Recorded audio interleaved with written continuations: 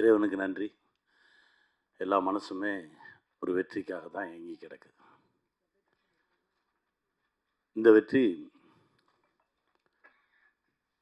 ரொம்ப ரொம்ப ஆழமா உள்ள போய் மனசுக்குள்ள நிறைய விஷயங்கள சரி பண்ணிடுச்சு. அப்படிதான் சொல்லணும். எப்பவுமே சேனல்ல இருக்கிறவங்க சொல்லவே மாட்டாங்க வெற்றிய. நல்லா இருக்கு. நிறைய நம்பர் வந்திருக்கு. உண்மையிலே இதுதான் அப்படின்னு சொல்லவே மாட்டாங்க. முதல் முறை ஒருத்தன் சொல்லியிருக்கேன். அதுக்கே ரொம்ப சந்தோஷமா இருக்கு. என்னன்னா கிட்டத்தட்ட நான் 3000 எபிசோட் டைரக்ட் பண்ணியிருக்கேன். ஸ்மால் ஸ்க்ரீனில்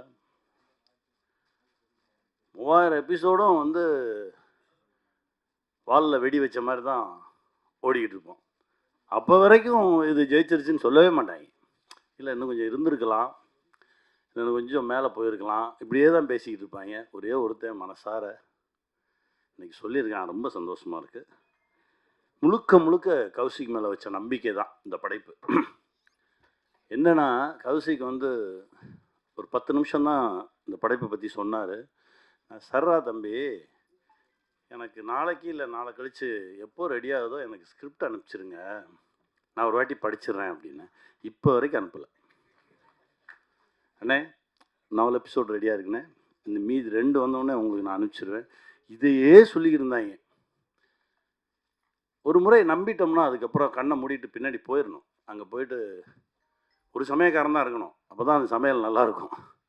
ஆளாளுக்கு போய் உப்பள்ளி போடக்கூடாதுல்ல. அதனால் பேசாமல் சரி ஓகே என்னமோ செய்கிறாங்க, சரி சரியாக செய்கிறாங்க, அது வரைக்கும் சந்தோஷம் அப்படின்னு சொல்லிட்டு பின்னாடியே போனது தான். கண்ணை மூடி முழிக்கிறதுக்குள்ளே ஒரு பெரிய ஒரு வெற்றியை பார்க்குறதுன்றது இறைவன் கொடுத்த சக்தி. என் தம்பி கௌஷி, என் தம்பி அஜய்,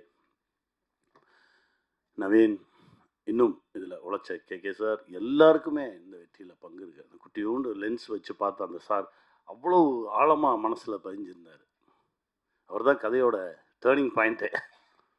ரொம்ப சந்தோஷமாக இருந்தது. எல்லாத்தையும் திரும்ப பார்க்க நான் தான் சொன்னேன், டே எல்லோரும் திரும்ப சந்திச்சிடுவோம். அப்புறம் நீ எங்கே இருக்க, நீ வருவியா, நான் வந்துடுறேன் அப்படின்னு சொல்லி தான் சந்தித்தது. ரொம்ப மகிழ்ச்சி. இதையெல்லாம் தாண்டி ஒரு அப்பா கிட்ட இருந்து பிள்ளைக்கு கிடைக்கிற அங்கீகாரம் இருக்குது பார்த்தீங்களா, அது மிக பெருசு. அது ரொம்ப சீக்கிரமாகவே அஜய் கிடைச்சிருக்குன்றது எனக்கு ரொம்ப பெரும் மகிழ்ச்சி. ஏன்னா ஊரெல்லாம் போய் ஜெயிச்சுட்டு வந்துடுவோம், வீட்டுக்குள்ளே மட்டும்தான் கிடைக்கவே கிடைக்காது.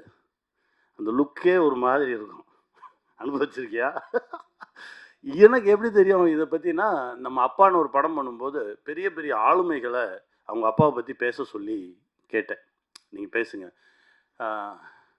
அப்போது பிரியதர்ஷன் சார் சொன்னார், அதாவது எனக்கு வந்து சிபிஐயில் ஜாப் கிடச்சிருச்சு, அதுக்கு இன்டர்வியூ கூப்பிட்ருந்தாங்க.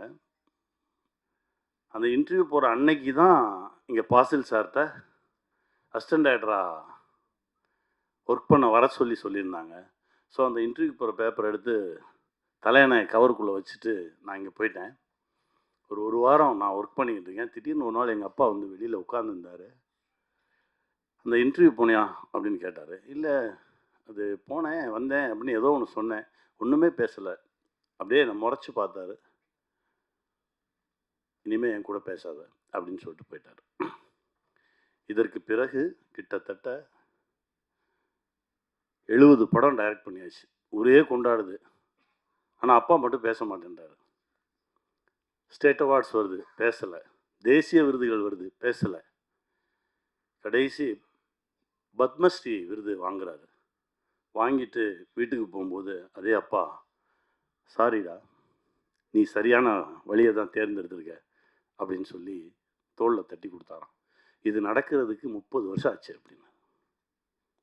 அந்த மாதிரி தகப்பன் ஒரு கனவுல இருக்கும்போது அந்த தகப்பன் கனவை பிள்ளைங்க ஈடுகட்டுறது ரொம்ப கடினம். அது இப்போது தம்பி அஜய் கிடச்சிருக்கிறது ரொம்ப பெருமகிழ்ச்சி, ரொம்ப சந்தோஷம். இந்த வெற்றி இன்னும் நிறைய தூரம் எங்களை இழுத்துட்டு போகும், நிறைய தூரம் கொண்டு போய் எங்களை நிறுத்தும். என் தம்பி முகுந்தனுக்கு நன்றி சொல்லணும். பேய் மாதிரி ஒருத்தன் இயங்கிக்கிட்டே இருந்தான் அந்த செட்டில். ட்ரெய்லர் ரிலீஸ் அப்பவும் வரல, ஜெயிச்சதுக்கப்புறம் வரல. எங்கடான்னு கேட்டால் இப்போ எங்கேயோ பக்கத்து மாநிலத்தில் அடுத்த படைப்பில் இருக்கான் அப்படின்னு சொன்னாங்க. ரொம்ப சந்தோஷமாக இருந்தது. பெரிய பெரிய ஆளுமையான இடம் அந்த தம்பிக்கு கிடைக்கணும்டா தம்பி. கௌஷி கொடுங்க. சாரி, நடுவில் ஷாக் அடிக்குது. அவர் இங்கே இருக்கும்போது இருந்ததை விட பெரிய போஸ்ட்டுக்கு தான் இப்போ கொச்சினுக்கு அவருக்கு அனுப்பியிருக்கோம். ரொம்ப மகிழ்ச்சி. இந்த வெற்றி இன்னும் நிறையா உரமாக இருக்குது. இன்னும் பல வெற்றிகளை கொடுக்கறதுக்கான ஓட்டத்தை தெம்பையும் கொடுத்துருக்கு. ஜெயிப்போம். திரும்ப திரும்ப சந்திப்போம். மகிழ்ச்சியை பகிர்ந்துக்குவோம். வெல்வோம்.